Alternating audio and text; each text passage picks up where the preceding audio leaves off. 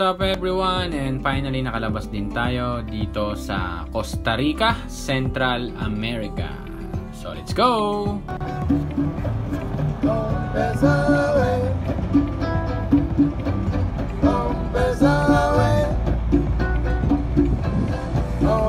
Hay que romper, romper, Saragüey, rompe, Saragüey, rompe. Oye, mira qué sabroso tú eres. Rompe, rompe, Saragüey. Bye bye.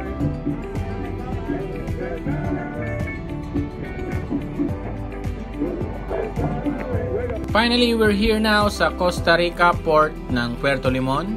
At kanina ay winelcome nga tayo ng jingle or yung banda or traditional way ng pag-welcome nila dito sa Puerto Limon. So, ito na tayo sa kanilang market at magtitingin tayo ng mga souvenir na pwede nating bilhin at handcraft.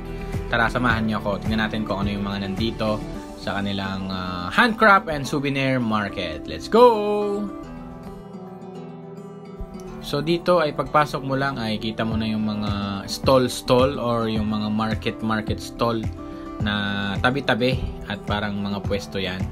So ito pwede kang bumili ng mga damit, ng mga cups, ayan, ng mga chocolates. At dun sa kabila naman ay iba-iba rin yung mga binibenta nila na pwede nilang pagkakitaan. Of course, this is a business, no? So, ito mga rep magnets, yan yung mga kinokolekta natin at mga favorite natin. Siyempre, lahat ng mga bansa na pinuntahan natin ay meron tayo niyan, okay? So, dito mga damit ng mga Costa Rica or yung mga traditional na mga makikita mo na printed doon ng mga design or art sa kanila. Dito mga cups and yan, iba't iba. Okay? So, meron ding mga unggoy-unggoy.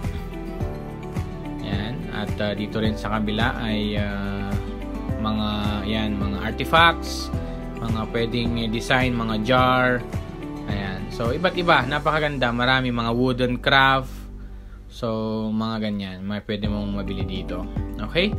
So ayan, napakaganda at syempre may mga handbags ng Costa Rica, may mga. And I think that's all sa mga kababayan natin or mga kasama natin, nakapwa natin, mga seaman daragat na magagawid dito sa Costa Rica. Ayan, pwede kayong bumili ng mga souvenir and handcrafts, kung ano man ang gusto nyong bilhin dyan. Chocolates, meron din. Mga pagkain ng Costa Rica. So, dito lang kayo makakabili sa kanilang market handcraft. Okay? So, ganito na lang muna ang ating vlog at syempre, babalik na tayo. Peace out and thumbs up. Maraming salamat sa inyo. Okay? Babush! Chef Robert TV.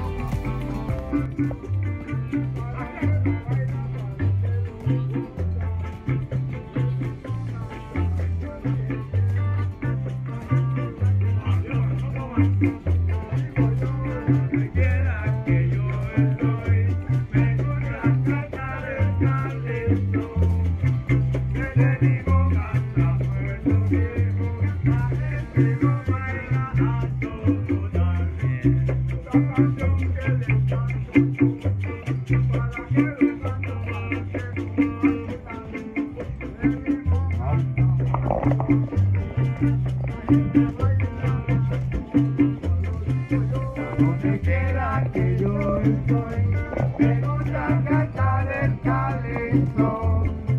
Desde Limón hasta Puerto Viejo, la gente lo baila a todo dar.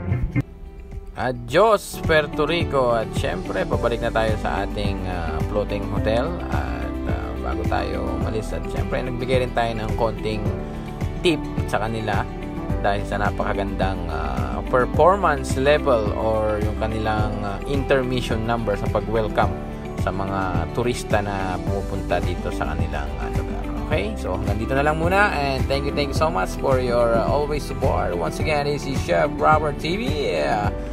Peace out, yo! Babush!